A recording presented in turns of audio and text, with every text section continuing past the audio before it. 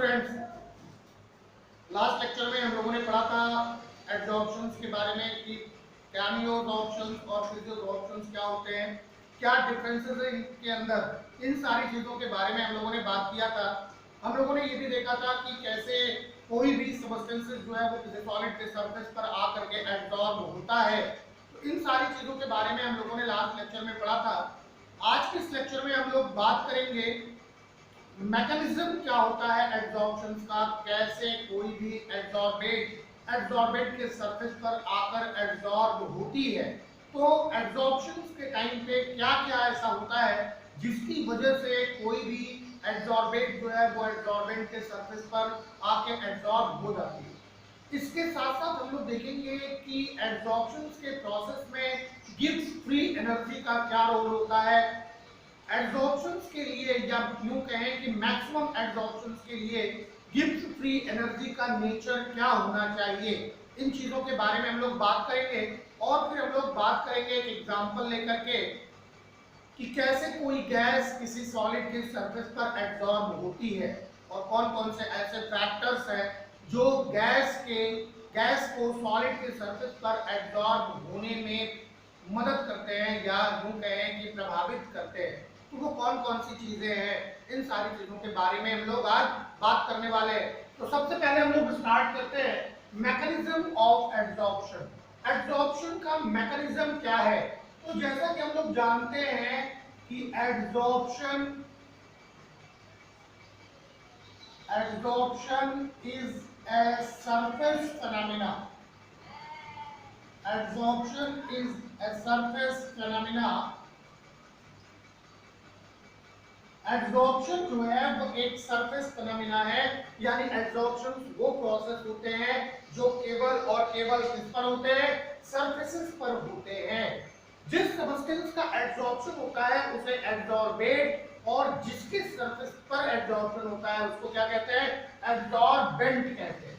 अब देखने की बात ये है कि एड्सॉर्प्शन होते क्यों हैं, क्या रीजन है कि एड्सॉर्प्शन होते हैं। तो देखो, it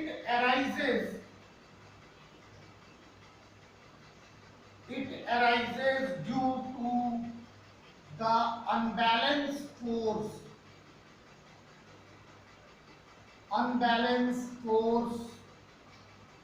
on the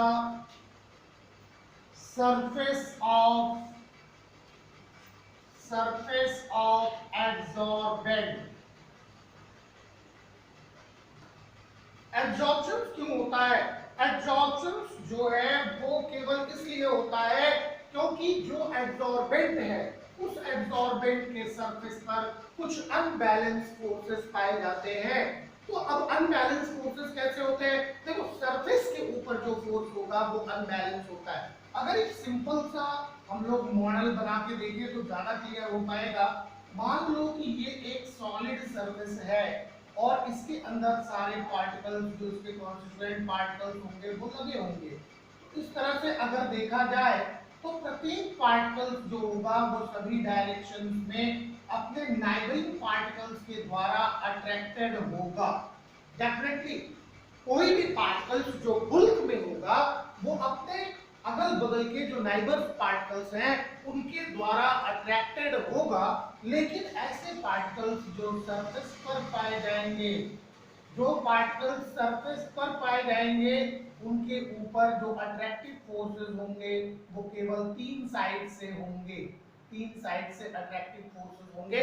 upper side पे चूंकि कोई भी नाइबरिंग पार्टिकल्स है नहीं, इसलिए उस सरफेस पर कोई भी फोर्स नहीं लगेगा।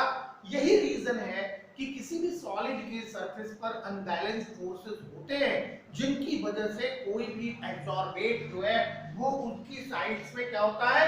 अट्रैक्ट होता है। तो क्या हुआ कि it arises because of unbalanced forces on the surface of solid and liquid. तो सॉलिड और लिक्विड कंबाइनली जो होगा वो क्या होगा? एब्जॉर्बेंट होगा, जिसके उस सरफेस पर आकर के कोई भी एब्जॉर्ब होता है।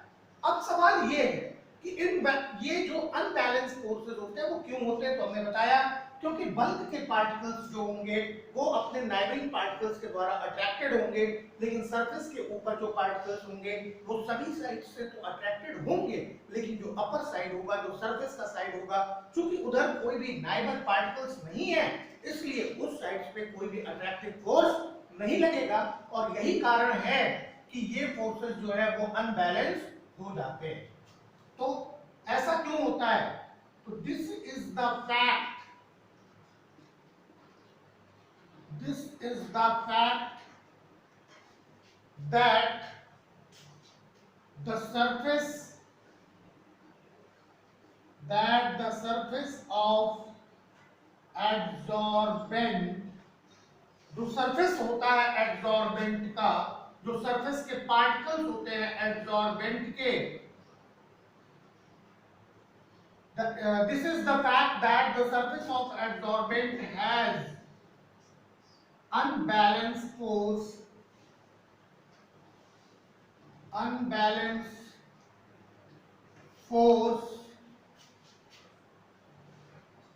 differ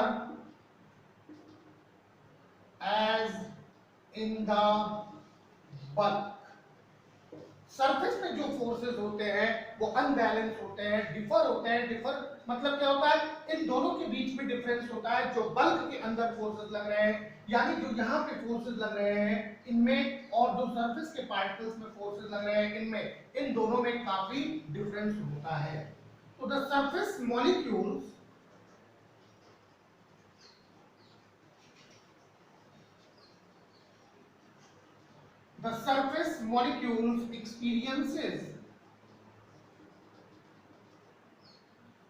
experience a net downward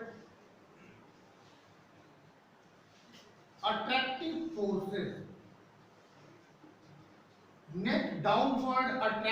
forces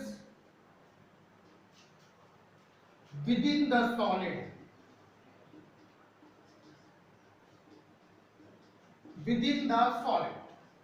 जो सरफेस मॉलिक्यूल होते हैं किसी भी सॉलिड के, वो एक नेट डाउनवर्ड अट्रैक्टिव फोर्सेस जो है वो फील करते हैं, उनके ऊपर एक नेट डाउनवर्ड अट्रैक्टिव फोर्सेस लगते हैं, जिसकी वजह से जो एड्सॉर्बेंट है वो उनके पृष्ठ की तरफ खिंचा हुआ चला आता है। तो surface is under strain, surface जो होता है वो स्ट्रेन में होता है, या इसी को हम कह सकते हैं टेंशन। तो the surface is under strain और tension due to unbalanced forces,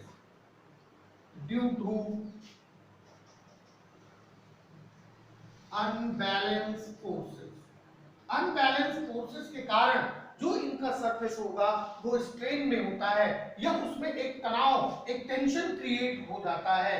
अब इसी तरह से जब टेंशन क्रिएट हो जाएगा तो इनकी तरफ लगने वाले जो अट्रैक्टिव फोर्सेस होते हैं वो बढ़ जाते हैं, और अट्रैक्टिव फोर्सेस की वजह से ही कोई भी एब्जॉर्बेट जो होता है वो इनके सरफेस पर आकर एब्जॉर्ब होने लगता है।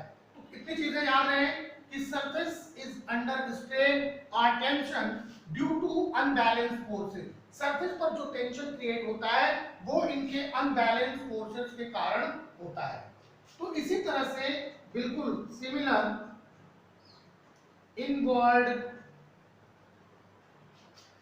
फोर्स ऑफ अट्रैक्शन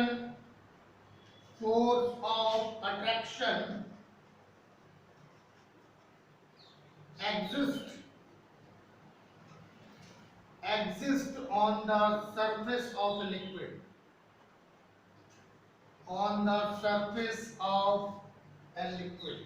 बिल्कुल इसी तरह का जो फोर्स जो है वो लिक्विड के सरफेस पर भी होता है। ये अनबैलेंस फोर्सेस जो होंगे, जो एब्जॉर्बेंट के सरफेस पर होते हैं, ये ही रिस्पांसिबल होते हैं किसी भी एब्जॉर्बेंट को अपनी तरफ अट्रैक्ट करने के लिए। तो ये था मैकेनिज्म जिसके द्वारा कोई भी एब्जॉर्बेंट जो है वो एब्जॉर्बेंट के सरफेस पर आकर के एब्जॉर्ब होता है। क्या चीज था, सबसे पहली चीज तो ये जान लें कि एब्जॉर्प्शन जो है वो एक सरफेस फिनोमेना है और सरफेस पर ही होती है। अभी क्या होता है कि जो एब्जॉर्प्शन की क्रिया होती है, जो एब्जॉर्प्शन की एक्टिविटी होती है, वो अनबैलेंस फोर्सेस के कारण होती है और ये एब्जॉर्बेंट की सरफेस पर फोर्सेस अनबैलेंस होते हैं। क्यों फोर्सेस अनबैलेंस होते हैं, इसका रीजन क्या है? इसका रीजन ये है कि जो जो एब्जॉर्बेंट के पार्टिकल्स हैं उनके जो लगने वाले फोर्सेस होते हैं, जो अट्रैक्टिव फोर्सेस होते हैं, वो बल्क में डिफर और जो उनके सरफेस पर होते हैं वो दूसरे होते हैं। इसका रीजन क्या है? इसका रीजन ये है कि जो बल्क के अंदर का पार्टिकल होगा वो अपने नाइबरिंग पार्टिकल्स के द्वारा अट्रैक्टेड होता है, जबकि सरफेस पर जो पार्टिकल्स होता है वो केवल inner world attractive forces feel करता है। तो इसलिए सरफेस पर जो फोर्सेस होंगे वो अनबैलेंस हो जाते हैं, जिसकी वजह से जो एब्जॉर्बेट है वो अट्रैक्ट होने लगता है। क्योंकि इस कारण से क्या होता है कि सरफेस के मॉलिक्यूल्स पे एक net downward attractive forces create होते हैं, जिसकी वजह से वो एब्जॉर्बेट के पार्टिकल्स को अपनी तरफ क्या करते हैं, अट्रैक्ट कर लेते हैं। ये सिचुएशन लिक्विड्स में भी अराइजेस होती है और इसीलिए एब्जॉर्प्शन होते हैं। तो अगर हम लोग एक लाइन में कहना चाहें तो क्या कह सकते हैं कि the process of absorption occurs at the surface of a solid due to the unbalance forces. Unbalance forces के कारण क्या होता है, जो एब्जॉर्प्शन है एब्जॉर्बेट का वो एब्जॉर्बेट के सरफेस पर होता है। तो ये कंप्लीट मैकेनिज्म है एब्जॉर्प्शन का, फटाफट नोट कर लीजिए। फिर हम लोग देखते हैं Gibbs energy change during absorption. Absorption के दौरान जो है वो गिब्स एनर्जी चेंज कैसे होती है, तो बेटा ले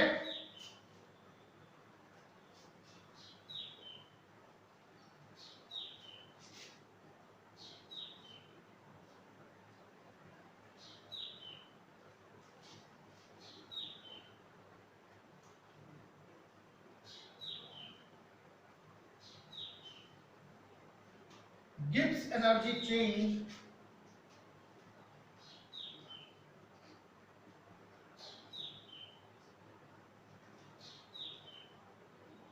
Gibbs energy change in absorption। Absorption में गिब्स एनर्जी कैसे चेंज होती है, क्या फिनोमेना होगी जो है वो एब्जॉर्प्शन के लिए, गिब्स एनर्जी चेंज के लिए। गिब्स एनर्जी कैसे चेंज होती है एब्जॉर्प्शन में, ये चीज हम लोग जानेंगे। तो इससे पहले हम लोग ये जान लें कि गिब्स एनर्जी किसे कहते हैं, क्या चीज है गिब्स एनर्जी। तो गिब्स एनर्जी के बारे में हम लोगों ने क्लास 11th में थर्मोडायनामिक्स में पढ़ा था कि the amount of energy required to do the useful work that is known as Gibbs energy. यानी ऊर्जा की वह मात्रा जो किसी भी सिस्टम में यूजफुल वर्क डन करने के लिए आवश्यक होती है, उसी को हम लोग क्या कहते हैं, गिब्स एनर्जी कहते हैं। तो गिब्स एनर्जी जिसको हम लोग रिप्रेजेंट करते हैं किससे, जी से, और अगर डेल जी लिखें तो क्या है ये है गिब्स एनर्जी चेंज। ये तो गिब्स एनर्जी है, गिब्स एनर्जी, और ये क्या है, Gibbs energy change, Gibbs energy change. तो डेल जी के ऊपर क्या प्रभाव पड़ता है अगर एब्जॉर्प्शन का प्रोसेस हो रहा है। तो देखो during the absorption there is always decrease in residual forces. ऐसा हम लोगों ने पढ़ा, कि एब्जॉर्प्शन के दौरान जो रेजिडुअल फोर्सेस होते हैं वो हमेशा घटते हैं, यानी एब्जॉर्बेंट के सरफेस पर जो फोर्सेस होंगे वो क्या होंगे, कम होंगे। तो कैसे कम होते हैं, क्योंकि सरफेस की एनर्जी घटती है। क्यों, क्योंकि absorption is an exothermic process, क्योंकि एब्जॉर्प्शन जो होता है वो एक एक्सोथर्मिक प्रोसेस होता है। तो इसलिए एब्जॉर्प्शन चूंकि एक एक्सोथर्मिक प्रोसेस है तो डेल एच की वैल्यू क्या होगी, ध्यान रहे कि ड्यूरिंग द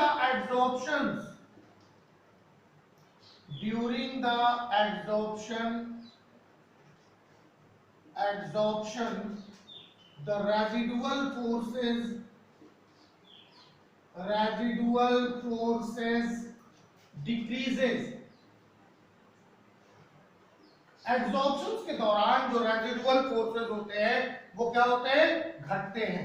तो ऐसी कंडीशन में क्या होगा, it means surface energy of absorbent decreases. जो सरफेस एनर्जी होगी एब्जॉर्बेंट की, ये क्या होगी, घटेगी। तो देयरफॉर क्या हो जाएगा, absorption is an exothermic process. Absorption जो है वो एक एक्सोथर्मिक प्रोसेस है। तो अगर एब्जॉर्प्शन एक्सोथर्मिक प्रोसेस है, इसका मतलब क्या हुआ? अगर एब्जॉर्प्शन एक्सोथर्मिक प्रोसेस है तो it means del H that is equal to negative. इसका मतलब जो है वो डेल एच की वैल्यू क्या हो जाएगी? नेगेटिव हो जाएगी। अब डेल एच अगर नेगेटिव हो रहा है, एक्सोथर्मिक प्रोसेस है, तो अगर हम इसको और ज्यादा हीट सप्लाई करेंगे तो एक्सटेंट ऑफ एब्जॉर्प्शन घट जाएगा। तो del H equal to negative हो गया। अब अगर हम लोग देखें, क्या चीज देखना है कि on the other hand the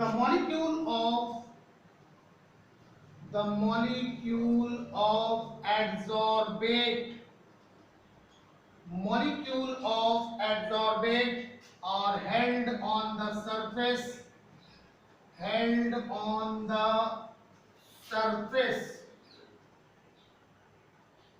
of the adsorbent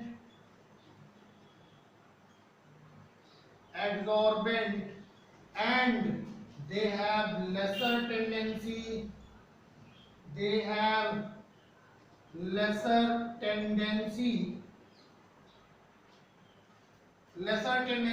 to move about freely। इसका मतलब क्या हुआ? अब जरा यहां ध्यान से देखें कि अगर डेल एच नेगेटिव है और सरफेस के ऊपर जो एब्जॉर्बेंट की एनर्जी है वो घटेगी, तो हम लोगों ने पढ़ा था कि अगर कहीं भी किसी भी पार्टिकल्स की एनर्जी जो है वो डिक्रीज होती है, तो देन दैट पार्टिकल्स और that substance which loses its energy try to get stabilize, वो अपने आप को स्टेबलाइज करने की कोशिश करता है। तो जब एब्जॉर्प्शन का प्रोसेस हो रहा है, कोई भी एब्जॉर्बेंट जो है वो एब्जॉर्बेंट के सरफेस पर आता है, तो ऐसी कंडीशन में सरफेस की एनर्जी घट जाती है। अब अगर सरफेस की एनर्जी घट गई तो ऐसी कंडीशन में जो एब्जॉर्ब सब्सटेंसेस होगा, एब्जॉर्ब हुआ होगा किसके? एब्जॉर्बेंट के सरफेस पर, वो एस्केप आउट होने की कोशिश नहीं करेगा, यानी उसके अंदर फ्रीली मूव करने की टेंडेंसी क्या होगी? खत्म हो जाएगी या घट जाएगी। तो अगर फ्रीली मूव होने की टेंडेंसी घट गई तो इसका मतलब उसके अंदर रैंडमनेस घट गया। अगर रैंडमनेस घट गया तो क्या जो एंट्रोपी होगी उसके ऊपर कुछ प्रभाव पड़ेगा?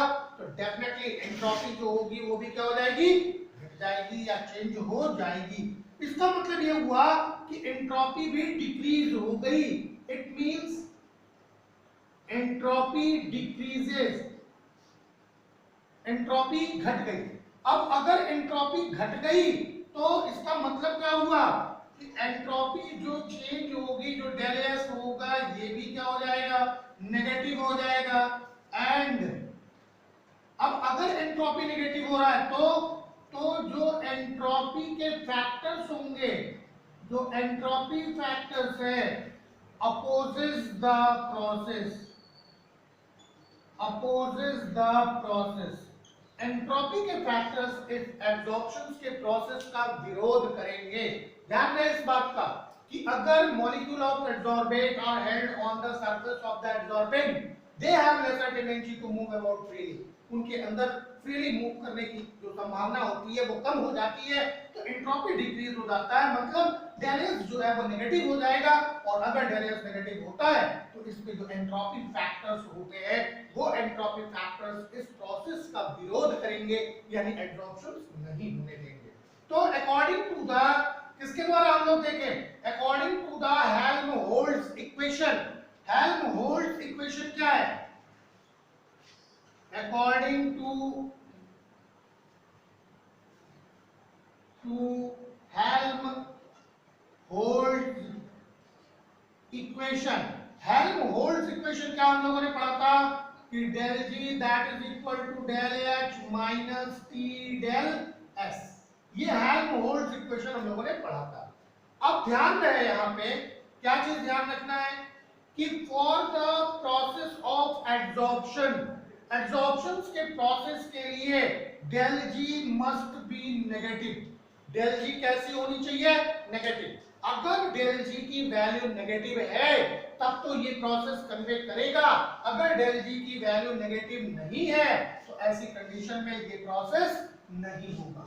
तो कौन कौन सी चीजें हम लोग देखें जिससे डेल जी की वैल्यू जो है वो नेगेटिव हो सकती है। क्या करें कि डेल जी की वैल्यू नेगेटिव करें, तो क्या देखेंगे इससे कि from this equation it is clear that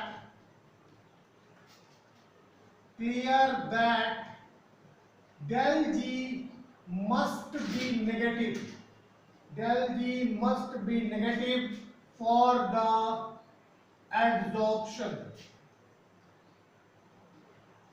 एड्सॉर्प्शंस के लिए डेल जी की वैल्यू जो है वो नेगेटिव होनी चाहिए। इतनी चीजें क्लियर हो गई। तो अगर हम लोग देखें कि डेल जी नेगेटिव हो तो कैसे हो, तो del G will be negative if, कैसे कि जो एंथैल्पी चेंज है यानी del H must be greater than T del S, del H जो है वो टी डेल एस से कैसा होना चाहिए, ज्यादा होना चाहिए। यानी एब्जॉर्प्शन एक स्पॉन्टेनियस प्रोसेस हो, इसके लिए del H should have sufficient high negative value.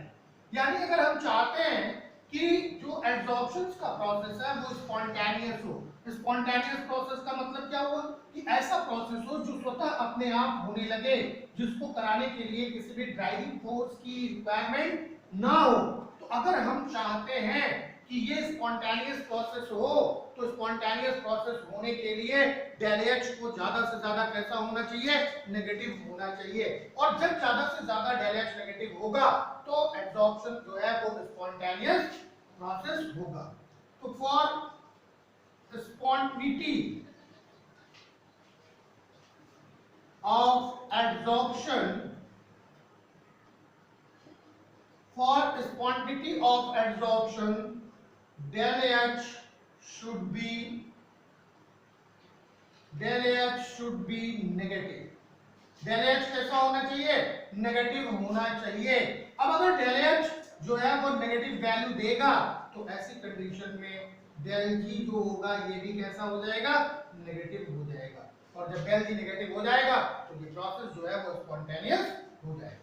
लेकिन ये चीज जो है वो केवल शुरुआत के समय में, जब मामला स्टार्ट हो रहा होता है तभी ये ज्यादा वैलिड होती है। यहां तक कि जो एब्जॉर्प्शंस के प्रोसेसेस है, ये एब्जॉर्प्शन अगर कंटिन्यू हो रहा है तो डेल एच जो है वो लेस और लेस नेगेटिव होता जाएगा, टी डेल एच जो होगा वो अपने आप को बढ़ाता जाएगा और अंततः डेल एच जो होता है वो टी डेल एच के इक्वल हो जाता है। और जब टी डेल एच के इक्वल हो जाएगा डेल एच, तो दैट इज द इक्विलिब्रियम। वही प्रोसेस जो होगा, वही सिचुएशन जो होगी वो क्या हो जाएगी, इक्विलिब्रियम हो जाएगी। तो इतनी चीजें क्लियर हो गई होंगी। अभी एक इसमें जो एक्सेप्शन है कि कुछ ऐसी भी गैसेस हैं जिनके एब्जॉर्प्शन से डेल एच की वैल्यू जो है वो पॉजिटिव भी होती है। ऐसा नहीं है कि सभी के सभी एब्जॉर्प्शन के प्रोसेस जो है वो एक्सोथर्मिक ही हैं। कुछ ऐसे भी एब्जॉर्प्शन के फिनोमेनास हैं जो एक्सोथर्मिक प्रोसेसेस होते हैं, जिनमें एंडोथर्मिक होते हैं, जिनमें हीट जो है उनको सप्लाई करना पड़ता है। तो कुछ ऐसे हैं, कैसे, तो एक एक्सेप्शनल केस है जो कैमियोसॉर्प्शंस का है, जो कि प्रोसेस जो है वो एंडोथर्मिक होता है। जैसे कैसे कि when hydrogen adsorb at the surface of glass, so this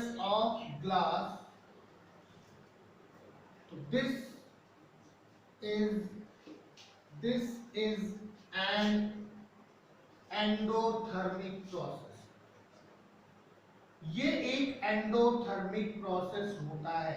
अगर हाइड्रोजन जो है वो ग्लास सरफेस पर क्या करती है, एब्जॉर्ब होती है, तो ये एक एंडोथर्मिक प्रोसेस होता है। इसके लिए डेल एच क्या होगा, पॉजिटिव हो जाएगा, डेल एच क्या हो जाएगा, पॉजिटिव। तो ये एक एक्सेप्शन है। ऐसे और भी कई सारे प्रोसेसेस होते हैं जो खास तौर पे जो है वो कैमियोसॉर्प्शंस में होते हैं। बहुत सारे ऐसे प्रोसेसेस होते हैं जिसमें जो डेल एच की वैल्यू होगी वो पॉजिटिव हो जाएगी, यानी एब्जॉर्प्शन जो है वो एंडोथर्मिक हो जाता है। तो ऐसे एक्सेप्शंस भी मिलेंगे, लेकिन क्लियर चीज हम लोगों को ये जाननी है कि एब्जॉर्प्शन का जो प्रोसेस है वो एक्सोथर्मिक प्रोसेस है। एक्सोथर्मिक प्रोसेस के लिए डेल एच जो होती है वो नेगेटिव होती है, तो इस प्रोसेस को कंटिन्यू रखने के लिए डेल एच को कैसा होना चाहिए, ज्यादा से ज्यादा नेगेटिव होना चाहिए। और अगर डेल एच ज्यादा से ज्यादा नेगेटिव होगा तो ऐसे में वो प्रोसेस स्पॉन्टेनियस होगा। अभी दूसरी चीज ये कि जो प्रोसेस एब्जॉर्प्शन का होने लगता है तो डेल एच जो है वो धीरे धीरे क्या होती है, धीरे धीरे डेल एच जो है वो लेस नेगेटिव होती चली जाती है, और एक समय ऐसा आ जाता है जब डेल एच जो है वो टी डेल एच के इक्वल हो जाता है। जब del H T del H के इक्वल हो जाएगा तो ऐसी कंडीशंस को हम लोग इक्विलिब्रियम कहते हैं, कि वो सिस्टम जो है वो इक्विलिब्रियम अटेन कर लिया। अब तो ना तो ज्यादा एब्जॉर्प्शन होगा और ना डिसॉर्प्शन, यानी रेट ऑफ एब्जॉर्प्शन और रेट ऑफ डिसॉर्प्शन जो है वो बराबर हो जाएगा। उसी सिचुएशंस को हम लोग क्या कहते हैं, इक्विलिब्रियम कहते हैं। तो ये चीज ये भी आती है कि इक्विलिब्रियम अटेन हो जाता है। दूसरी चीज, कुछ ऐसे एक्सेप्शंस भी हैं जिसमें एब्जॉर्प्शन के प्रोसेस जो होते हैं वो एंडोथर्मिक होते हैं, एक्सोथर्मिक नहीं होते हैं, यानी डेल एच की वैल्यू जो हो जाती है कैसी, पॉजिटिव हो जाती है। जैसे एग्जांपल के तौर पे ले ले कि जब हाइड्रोजन जो है वो ग्लास के सरफेस पर एब्जॉर्ब होता है तो ये एक एंडोथर्मिक प्रोसेस होता है। इतनी चीजें क्लियर हो गई होंगी आप लोगों को, ये सारी चीजें आप लोग नोट कर लीजिए। इसके बाद हम लोग देखेंगे कि गैसें जो है वो सॉलिड के सरफेस पर कैसे एब्जॉर्ब होती हैं, यानी absorption of gas on solid कैसे जो है एब्जॉर्ब होती हैं और कौन कौन से फैक्टर्स उनके एब्जॉर्प्शन को प्रभावित करते हैं, जिसमें सबसे इंपॉर्टेंट दो फैक्टर्स हैं। सबसे इंपॉर्टेंट दो फैक्टर्स है, बाकी चीजें तो वही है कि नेचर ऑफ एब्जॉर्बेट और एब्जॉर्बेंट क्या है, तो एब्जॉर्प्शन कैसा होगा, लेकिन दो महत्वपूर्ण फैक्टर्स है। सबसे पहला जो है वो है टेम्परेचर। टेम्परेचर के अकॉर्डिंग जो है वो एब्जॉर्प्शन कैसे होता है, और दूसरा जो है वो प्रेशर है। तो प्रेशर वाला तो बहुत ज्यादा इंपॉर्टेंट है, जिसमें हम लोग एक आइसोथर्म पढ़ेंगे जिसको फ्रीअर्लिच आइसोथर्म कहते हैं। तो फ्रीअर्लिच आइसोथर्म्स के बारे में हम लोग बाद में बात करेंगे। अभी सबसे पहले हम लोग बात करते हैं कि गैसें कैसे एब्जॉर्ब होती हैं और कौन कौन से फैक्टर्स रिस्पॉन्सिबल हैं किसी भी गैस के एब्जॉर्प्शन के लिए। तो absorption of gases on solid, absorptions of gases on solids। Solids के ऊपर जो है वो गैसों का एब्जॉर्प्शन कैसे होता है, absorption of gases on solids. तो कैसे एब्जॉर्प्शन होता है, इन चीजों को हम लोग जानेंगे। तो सबसे पहले क्या चीज जाने, सबसे पहले ये जाने कि कौन कौन सी गैसें ऐसी हैं जो किसी भी सॉलिड के सरफेस पर एब्जॉर्ब हो सकती हैं। तो हम लोगों ने फिजियोलॉजी में पढ़ा था कि all kinds of gases can be absorb at the surface of solid. क्यों? Because all the solid surfaces has similar van der Waals forces through which they attract the absorbate, जिसके द्वारा वो एब्जॉर्बेट को अपनी तरफ अट्रैक्ट करते हैं। बस फर्क इतना सा है कि their extent of absorptions may be different। इनके जो extent of absorptions होते हैं ये थोड़ा भिन्न भिन्न होते हैं। तो क्या extent of absorptions जो है वो गैसों के नेचर पर निर्भर करते हैं। yes of course, इन चीजों को हम लोग आगे देखेंगे कि what type of nature should a gas have so that more and more gas can be absorbed at the surface of absorbent। तो इन चीजों के बारे में हम लोग बाद में बात करेंगे। सबसे पहली चीज देखें कि almost all solids absorb gases। almost all solids absorb gases। सामान्यतः सभी प्रकार के सॉलिड्स जो हैं वो गैसों को एब्जॉर्ब करते हैं। क्यों क्यों करते हैं, ऐसा क्यों करते हैं? Because all solids have same type of forces। कौन सा फोर्स होता है ये? Van der Waals force. अब ध्यान देने की बात ये है कि gases such as hydrogen, nitrogen, such as hydrogen, nitrogen, oxygen and carbon monoxide, ये गैसेस जो होती हैं ये कैसे finally divided form of transitions metal के सरफेस पर एब्जॉर्ब होती हैं। तो gases such as hydrogen, nitrogen, oxygen and carbon monoxide are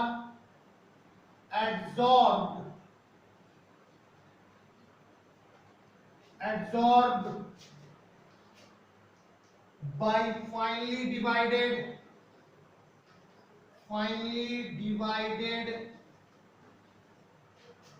transition metals।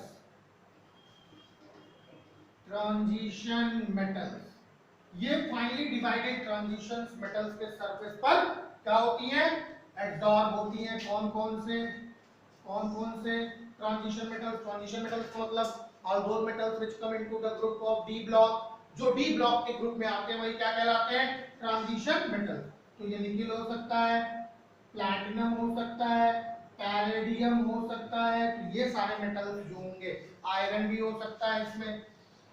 अभी एक्सटेंट ऑफ एब्जॉर्प्शन जो होता है गैस का, ध्यान देना, यहाँ पे एक वर्ड का हम लोग यूज कर रहे हैं, एक्सटेंट ऑफ एब्जॉर्प्शन।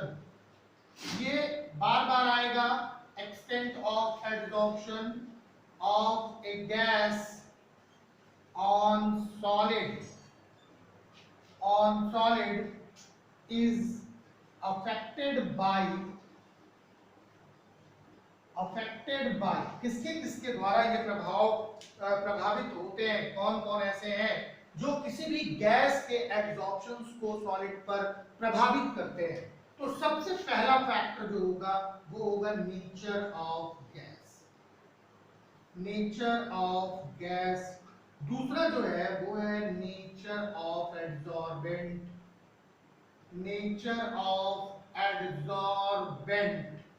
तीसरी चीज क्या है? तीसरा factor specific area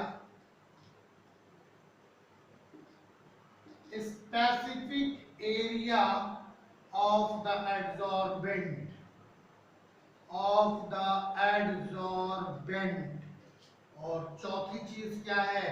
effect of temperature और फिर इफेक्ट ऑफ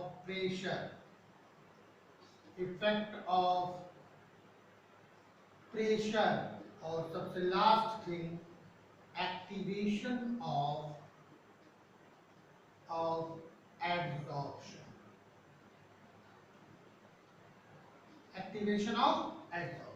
इतने फैक्टर्स हैं जो किसी भी गैस को उसके एब्जॉर्बेंट के सरफेस पर एब्जॉर्ब होने में प्रभावित करते हैं। तो सबसे पहली चीज जो हमने कहा था, एक वर्ड हम लोग यूज कर रहे हैं, इसका मीनिंग समझ लें ताकि फिर आगे चल के प्रॉब्लम ना हो, क्योंकि आगे चल के इसी को ज्यादा से ज्यादा यूज किया जाना है। एक्सटेंट का मतलब क्या होता है? एक्सटेंट ऑफ गैसेस का मतलब क्या हुआ? तो आप चाहो तो एक्सटेंट ना लिखो, आप यहाँ पे लिख सकते हो amount of gases. Extent of gases को हम कह सकते हैं अमाउंट ऑफ गैस। एक्चुअल में एक्सटेंट ऑफ गैस क्या होती है? Extent of gas, how can we define it? कि amount of gas absorbed at unit amount of adsorbent। amount of gas absorbed at unit amount of adsorbent, that is known as extent of gases। suppose करो कि this is charcoal, तो 1 gram of charcoal, that is the unit mass of charcoal। extent of gas, it means कि amount of gas upon amount of adsorbent। इस चीज को याद रखना, बार बार इसकी यूज होनी है, चाहे फ्रीलिश आइसोथर्म पढ़ेंगे तो भी, टेम्परेचर की बात करेंगे तो भी, अगर एक्टिवेशन एनर्जी की बात करेंगे तो भी।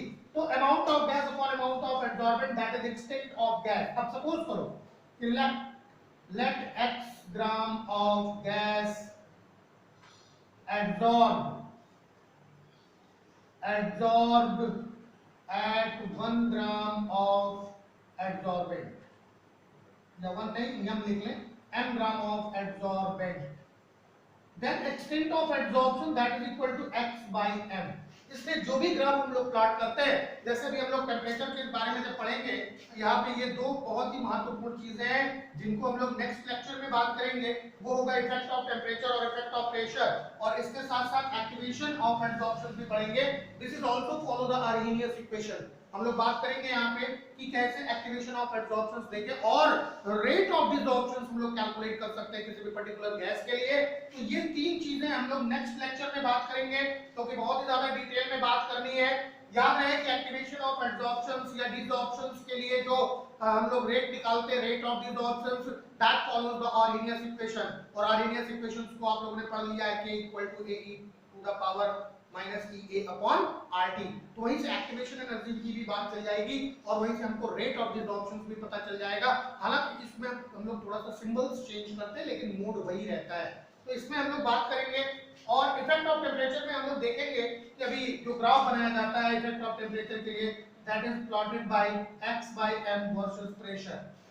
प्रेशर को कांस्टेंट रखते हैं और x by m versus pressure में जो हम लोग ग्राफ प्लॉट करते हैं, डिफरेंट टेम्परेचर पर देखते हैं। जैसे मान लो हमने नाइट्रोजन के लिए देखा, तो इस तरह से हम लोगों को मिलते हैं ग्राफ। तो इसके बारे में हम लोग बात करेंगे, लेकिन अभी हम लोग बात करें कि नेचर ऑफ गैस और नेचर ऑफ जो एडसॉर्बेंट है और स्पेसिफिक एरिया जो एडसॉर्बेंट के है, ये तीनों कैसे एडसॉर्प्शन के एक्सटेंट को प्रभावित करते हैं। तो एक्सटेंट ऑफ एडसॉर्प्शन आपको समझ में आ गया होगा। You may also say that amount of adsorption, amount भी आप यहां पे यूज कर सकते हो। कोई जरूरी नहीं कि extent of gas he use किया जाए, अमाउंट ऑफ गैस भी यूज किया जा सकता है। तो चलिए सबसे पहला फैक्ट हम लोग देखते हैं, नेचर ऑफ गैस। देखो फिजिकल एडसॉर्प्शन जो है वो नॉन स्पेसिफिक होता है। फिजिकल एडसॉर्प्शन में कोई स्पेसिफिसिटी नहीं होती है। इसका मतलब कि कोई भी ऐसी उस एडसॉर्बेंट सरफेस की कोई भी ऐसी चॉइस नहीं होती है कि only that type of gas can absorb at my surface. ऐसा कुछ नहीं होता है कि एक विशेष प्रकार की गैस जो है वो हमारे सरफेस पर एब्जॉर्ब हो जाए। तो फिजिकल एडसॉर्प्शन के अंदर कोई एक्सटेंट नहीं होता है, लेकिन केमिकल एडसॉर्प्शन में देखा जाता है कि एडसॉर्बेंट की सरफेस जो है और एडसॉर्बेट है गैस, इन दोनों के बीच में क्या केमिकल बॉन्डिंग पॉसिबल है। अगर पॉसिबल है तो वहां पे एक्सटेंट ऑफ एडसॉर्प्शन क्या होगा, ज्यादा से ज्यादा होगा। तो ध्यान रहे कि फिजिकल एडसॉर्प्शन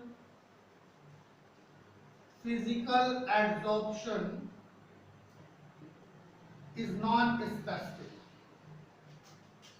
फिजिकल एडसॉर्प्शन जो है वो स्पेसिफिक नहीं होता है, ठीक है, कोई भी स्पेसिफिकेशन इसमें नहीं होता है। अब ध्यान रहे कि under given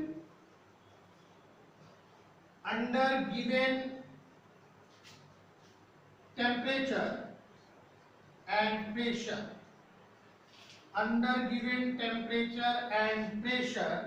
the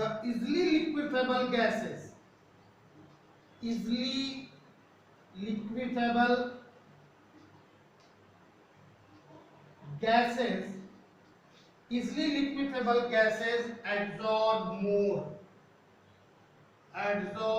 more than permanent gases। इस बात को जरूर ध्यान रखिएगा, ये चीज बहुत ही इंपॉर्टेंट है। क्या चीज कि जितनी ऐसी गैसें होती हैं जो इजीली लिक्विफाइबल होती हैं, उनका एब्जॉर्प्शन या एक्सटेंट ऑफ एब्जॉर्प्शन जो है वो ज्यादा होता है किसकी तुलना में, परमानेंट गैसों की तुलना में।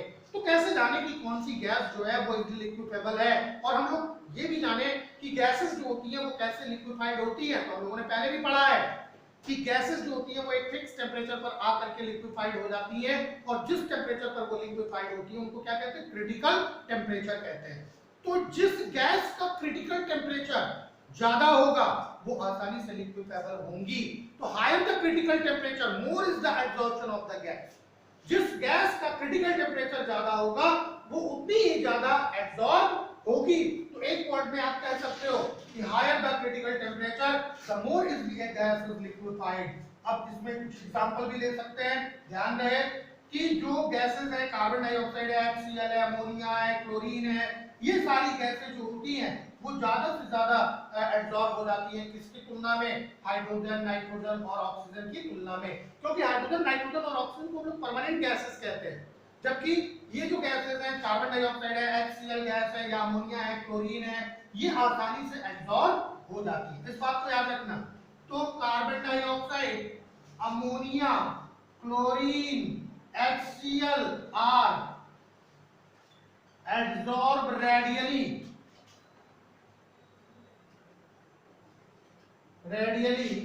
But hydrogen, nitrogen, oxygen absorb less extent.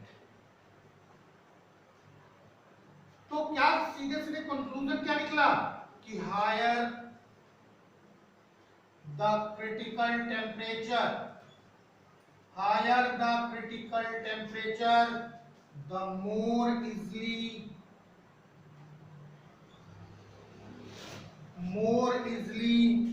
a gas is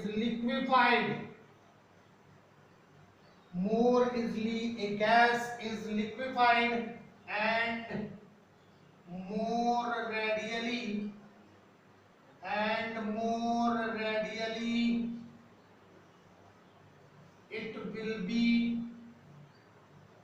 it will be absorbed, और ज्यादा रेडियली क्या होगी, एब्जॉर्ब होगी। अगली चीज हम लोग देखेंगे नेचर ऑफ एब्जॉर्बेंट। किसकी बात करेंगे, नेचर ऑफ एब्जॉर्बेंट की। तो नेचर ऑफ एब्जॉर्बेंट की जब हम लोग बात करते हैं तो एब्जॉर्प्शंस के एक्सटेंट को हम लोग देखते हैं कि एब्जॉर्बेंट के आधार पर भी जो है वो ज्यादा या कम सब्सटेंसेस जो होंगे या गैसेस जो होंगी वो एब्जॉर्ब होती हैं। तो अगला देखेंगे nature of absorbent. Nature of adsorbent, nature of adsorbent. So the extent of absorptions, the extent of absorption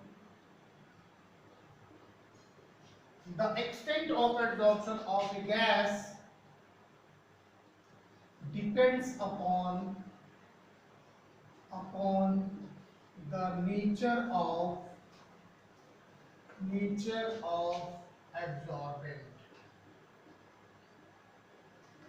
absorbent के नेचर पर निर्भर करता है। जैसे मान लेते हैं कि एब्जॉर्बेंट का नेचर कैसा हो, एक कैसा है, एक तो मान लो कि सिंपली एक सॉलिड सब्सटेंस रखा हुआ है, दूसरा कैसा है, एक्टिवेटेड फॉर्म में। एक्टिवेटेड फॉर्म का मतलब क्या होता है, मतलब फाइनली डिवाइडेड फॉर्म में। अगर कोई भी सॉलिड सरफेस जो है वो अपना एक बल्क के रूप में रखा हुआ है तो उसके ऊपर जो एक्सटेंट ऑफ एब्जॉर्प्शन होगा गैसों का वो कम होगा। लेकिन अगर उसी को फाइनली डिवाइडेड फॉर्म में कर दिया जाए, मतलब उसको क्रश्ड कर दिया जाए या फिर पाउडर्ड फॉर्म में कर दिया जाए, तो ऐसी कंडीशन में एक्सटेंट ऑफ एब्जॉर्प्शन क्या होता है, बढ़ जाता है। तो इतनी चीजें क्लियर हो गई। तीसरा पॉइंट जो हम लोग देखेंगे स्पेसिफिक एरिया, तो बहुत कॉमन चीज है which is also related to the nature of absorbent. कैसे कि जैसे ही हम लोग किसी भी सॉलिड को एक्टिवेटेड फॉर्म में ले आते हैं, जैसे ही उसको हम लोग क्रश कर देते हैं या पाउडर फॉर्म में कन्वर्ट कर देते हैं, तो it will provide a large surface area. क्योंकि जब भी किसी चीज को आप तोड़ोगे तो उसके सरफेस एरियाज बढ़ते जाएंगे, and we know that absorption is a surface phenomena. तो as the number of surfaces increases the extent of absorption will also increases. तो यही चीज देखनी है हम लोगों को कि surface area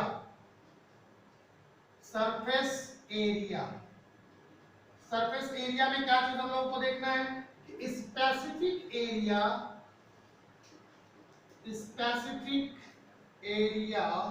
of the absorbent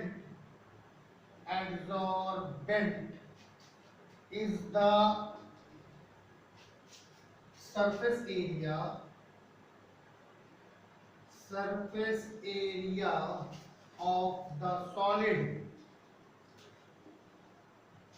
surface area of the solid, available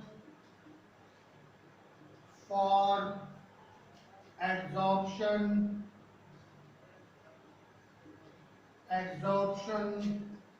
per gram of the adsorbent,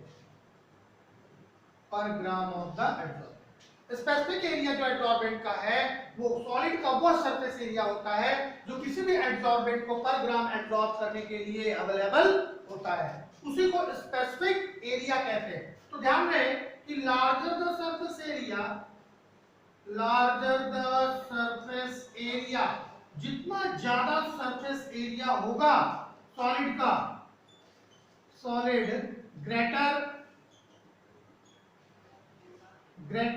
would be its absorbing capacity, its absorbing capacity। इस चीज को आप लोग ध्यान रखिएगा, जितना ज्यादा सरफेस एरिया होगा सॉलिड का उतना ही ज्यादा इसका क्या होगा, इसकी एब्जॉर्बिंग कैपेसिटी होगी। और सरफेस एरिया कैसे बढ़ा सकते हैं, किसी भी एब्जॉर्बेंट के सरफेस को या किसी भी एब्जॉर्बेंट को हम लोग फाइनली डिवाइडेड करके या उसको क्रश्ड करके, फाइनली डिवाइडेड करके या फिर क्रश्ड करके उसके सरफेस एरिया को बढ़ा सकते हैं। तो जैसे जैसे सरफेस एरिया बढ़ेगा, जैसे जैसे सरफेस एरिया बढ़ेगा उसकी जो एक्सटेंट ऑफ एब्जॉर्प्शन है गैसों का ये भी बढ़ता जाएगा। अगला स्टेप जो हम लोगों को देखना है वो देखना है effect of temperature, effect of temperature, और क्या देखना है, इफेक्ट ऑफ प्रेशर। तो ये चीजें जो है हम लोग देखेंगे नेक्स्ट लेक्चर में। इसके साथ साथ एक और चीज हम लोग देखेंगे कि एक्टिवेशन एनर्जी कैसे देखें हम लोग एब्जॉर्प्शन का या फिर डिसॉर्प्शन का। क्योंकि इसमें जो भी चीजें हम लोगों ने पढ़ी तो ये तो टॉपिक्स जो है वो बहुत ही इंपॉर्टेंट है जिसमें हम लोगों को आइसोथर्म के बारे में जानना है। दो तरह के आइसोथर्म हम लोग देखेंगे, एक फ्री अनलिच्ड आइसोथर्म देखेंगे और दूसरा लैंगम्यूर का आइसोथर्म देखेंगे। फ्री अनलिच्ड के आइसोथर्म में कौन कौन से जो है वो शॉर्टकमिंग्स थी, क्या ड्रॉबैक्स थे, इसके बारे में हम लोग बात करेंगे और कैसे लैंगम्यूर ने उन ड्रॉबैक्स को दूर किया इसके बारे में भी हम लोग बात करेंगे। तो फिर मिलते हैं इन सारी चीजों के साथ नेक्स्ट लेक्चर में। तब तक आप लोग इन चीजों को नोट करिए और प्रिपेयर करिए।